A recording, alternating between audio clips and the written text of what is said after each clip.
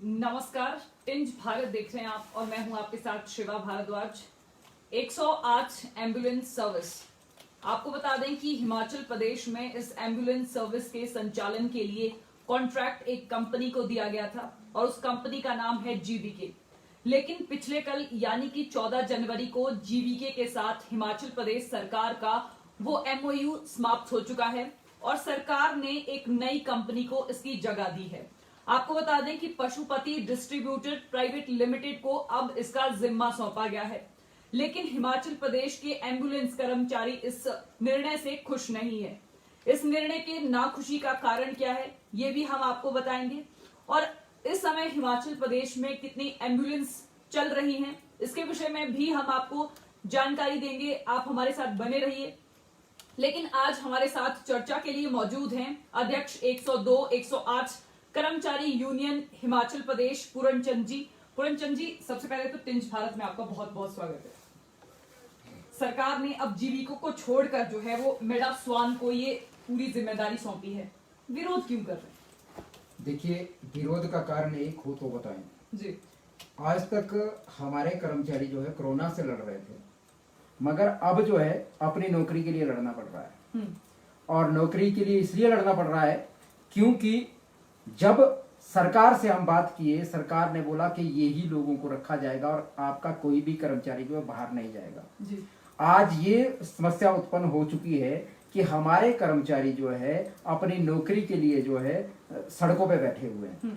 कारण ये है कि जो नई कंपनी आई है उसने जो है कुछ लोगों को जो है चुन करके कुछ लोगों को जो है वो ऑफर लेटर दे दिए कि हम आपको रखेंगे, कब रखेंगे ये नहीं बताया। दूसरी बात, जो लोग मेहनती और ईमानदार लोग थे उन लोगों को साइड कर दिया गया है। क्यों? अब ये हम नहीं जानते, क्योंकि हमारी डिमांड जो है पहले से ही जीवीके में थे तो लड़ाई लड़ी और वहां से लड़ करके जो है हम लोगों ने अपने अधिकार को प्राप्त किया था। देखिए पूर्णचंद जी, 2010 से 2017 में सरकार ने ये जो पूरी जिम्मेदारी थी जीवीके को सौंपी थी। जी जी। इस मामले में आप हाई कोर्ट में भी गए थे। जी जी। हाई कोर्ट ने कर्मचारियों के हक में फैसला सुनाया था। तब से ये लड़ाई लड़ रहे हैं। जी। लेकिन अब जो है वो आपने सरकार के किन प्रतिनिधियों से इस विषय में बातचीत की है? देखिए, सर्वप्रथम तो हमारा जो नजदीकी जिसके साथ रिश्ता होता है, जिसके द्वारा जो ये फंडिंग शुरू होती है, जो इसको चलाने का जिम्मा लेता है, वो है एमडी एनएचएम। और एनएचएम के साथ हमारी लगातार जो वार्ता होती रही है और उन लोगों ने हमें बड़ा आश्वस्त किया कि नहीं, आप ही लोगों को रखा जाएगा। और हमने हर बार उनको रिटर्न में भी दिया है, बहुत बार हम मिले भी है उनसे और मुलाकात भी की है और हर बार जो है हमारे लिए जो है पूरा आश्वासन मिला। उसके बाद जो है हमने एक मुलाकात जो है जो स्वास्थ्य सचिव है उनसे भी की और उनको उनके सामने भी हमने बात रखी, तो उन्होंने भी यही बोला कि नहीं, ट्रेंड आदमी है और इन्हीं लोगों को रखा जाएगा। उसके बाद हमने मंत्री जी से मुलाकात की और मंत्री जी ने तो हमने उनके पास तो पॉलिसी की डिमांड रखी थी और उन्होंने बकायदा हमें रिटर्न में दिया हुआ है कि हमने आपके लिए जो पॉलिसी का जो है वो हमने एमडी एनएचएम को बोला है और इसके लिए जो नीति वो बनाए और बाकी लोगों को बनेगी तो आपके लिए भी बनाई जाएगी। और उसके बाद जो है हमने जब हमें नजदीक लगा कि भाई अब जो है कंपनी जो है वो हैंडओवर लेने वाली है, क्योंकि यहाँ जो दिक्कत आ रही थी वो जीवीके जो है पार्ट में हमारे को जो है वो एक्सटेंशन देती जा रही थी, कभी 15 दिन की, कभी 10 दिन की, कभी 5 दिन की। सरकार ने भी इसके साथ समझौते का टेन्योर बढ़ाया। जी जी बिल्कुल, वो भी उसी तरह से जो क्रम पर द्रम जो है अपना बदलते गए। मगर आज जो स्थिति ये उत्पन्न हुई है कि आज 2 दिन के लिए गाड़ियां बंद हो रही है, उसका कारण क्या है? उसका कारण सरकार की जो है वो सबसे बड़ी इस वक्त जो है हम बोलते हैं कि जो सुविधा लोगों को मिलनी चाहिए थी वो नहीं मिल रही है। और जिस तरह से हैंडओवर की बात की जा रही थी तो सरकार ने हैंडओवर अपने पास लेना था, तो ये गाड़ियां हैंडओवर सरकार के पास हो सकती थी। जहां जहां जिस लोकेशन में जिस एमओ बीएमओ और सीएमओ के अंडर जो गाड़ियां चल रही थी तो उनके पास जा सकते थे आराम से और वहां हैंडओवर हो सकता था। मगर इन्होंने क्या किया है कि लोगों को असुविधा में डालने के लिए जो है इन्होंने एक जगह इकट्ठी कर ली है गाड़ियां, जो कि सरासर गलत है और हम इसका विरोध करते हैं। देखिए, आपने पहले भी एक सवाल उठाया था कि ये जो मेडा स्वान आ रही है ये बिहार की एक कंपनी है। जी, जी। और उससे पहले जो जीवीके थी वो हमारे पास हैदराबाद की एक कंपनी है। जी जी जी। लेकिन अगर हम बात हिमाचल प्रदेश के लोगों के, स्पेशली कर्मचारियों की बात करें तो रोजगार कितना देते हैं और क्या कर्मचारियों का शोषण भी इसमें किया जाता है क्या?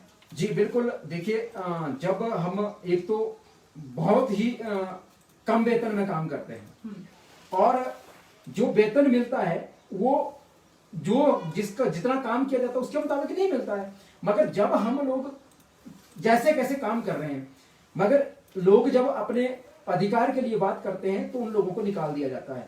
बात आउटसोर्स की करे चाहे किसी और किसी भी प्रोजेक्ट की करे, मगर हर जगह तो ये कर्मचारियों के साथ होता ही है। और यहां भी यही बात हुई है। हमारे जो 108 102 के एम्बुलेंस के कर्मचारी है, उन्होंने जो है अपना परिवार, जो कोविड में जो घर नहीं बाहर नहीं निकलते थे लोग, ये लोग घर से बाहर रहे और 2 साल जो कोविड का पीरियड जो था उसमें जो इन्होंने अपना परिवार को छोड़ करके पूरा जो है लोगों के लिए समर्पित हो गए थे। तो ये इनके लिए सबसे बड़ा वो था। मगर आज जब इनके लिए सम्मान देने का समय आया तो सरकार ने जो इनको नौकरी से ही निकाल दिया। ये हमारे लिए जो है सोचने का विषय है और आज इसके लिए जो हम लोग जो है चिंतित है। देखिए, सरकार और मेडास्वान के बीच अब ये कॉन्ट्रैक्ट किया MOU होगा जी, लेकिन सरकार क्यों चाहेगी कि हिमाचल प्रदेश के कर्मचारी इस फील्ड में ना आए? तय तो कंपनी करेगी। जी बिल्कुल। देखिए, जब हमने बात कंपनी के जो मेन है उसके जो यहाँ पे आए हैं जी, संतोष झा जी, उनसे मैंने बात की और मैं खुद मिला हूँ और मैंने उनसे बात की और मैंने उनको बोला कि भाई हिमाचल के लोग हैं, ट्रेंड लोग हैं और आप इन्हीं को रखें। उन्होंने भी हमें कहा कि हाँ जी इन्हीं को रखेंगे। मगर अब क्या ऐसी बात हुई है जिसकी वजह से जो है लोग परेशान हुए हैं।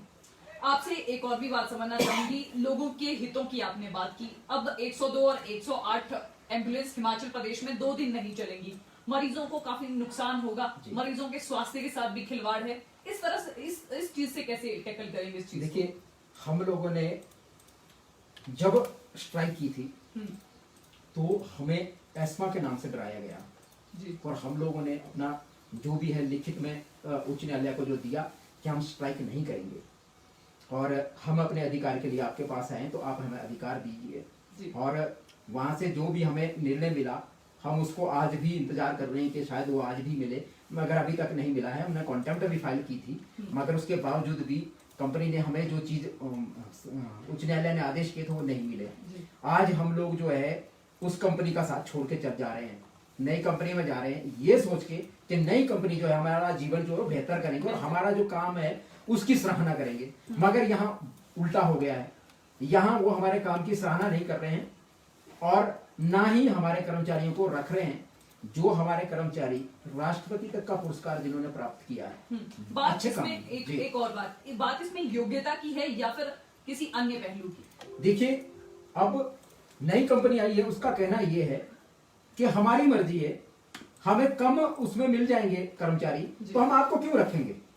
पहला क्वेश्चन तो यही शुरू हो जाता है कि कर्मचारियों को ना रखने का। दूसरी बात, हमारे कर्मचारी जो है वेल ट्रेंड आदमी है, जिनको सरकार ने ट्रेंड किया हुआ है, सरकारी खर्चे पर ट्रेंड होके आए हैं और ये जीबीके ने चार्ज किया है सरकार से, जो उनकी ट्रेनिंग का खर्चा वो सरकार ने पे किया हुआ है पूरा। 2017 तक जो है सभी कर्मचारी जो है वो सरकारी खर्चे पे ट्रेंड होते रहे हैं। आज 3 महीने और 2 महीने की जो ट्रेनिंग बाहर से करके आए हैं, वो स्पेशल EMT की ट्रेनिंग की है, जो इमरजेंसी मेडिकल टेक्नीशियन की ट्रेनिंग करके आए। आज उन लोगों को दिक्कत आ रही है उस चीज से जी। निजीकरण के खिलाफ आप आवाज भी उठा रहे हैं, सरकार से क्या डिमांड है और अगर डिमांड नहीं मानी जाती तो क्या एम्बुलेंस सेवा हिमाचल प्रदेश में बंद ही रहेगी क्या? देखिए, ये तो नहीं बंद रहने का तो मतलब नहीं है। नई कंपनी हम जो हमने एक चीज है, हो सकता मेरा परिवार हो, मेरे परिवार को उसकी जरूरत पड़े, हम लोग ये सोच के नहीं चलते हैं कि हमें अपना ही भविष्य देखना है। कई बार ये भी देखना पड़ता है कि यार जिसके लिए ये चीज सुविधा चलाई गई है वो उसके लिए मिल भी रही है कि नहीं मिल रही है, उसके लिए वो बेहतर सुविधा मिल भी रही है कि नहीं मिल रही है। यही हमारा एक जो है आज जो दिक्कत आ रही है वो यही आ रही है कि हम लोगों को ट्रेंड किया और पहले हम ही लोग हैं जिन्होंने हिमाचल प्रदेश में 108 की ट्रेनिंग की हुई है, वेल ट्रेंड आदमी है हम लोग, तो फिर नई कंपनी आ रही है वो कहां से रखेगी।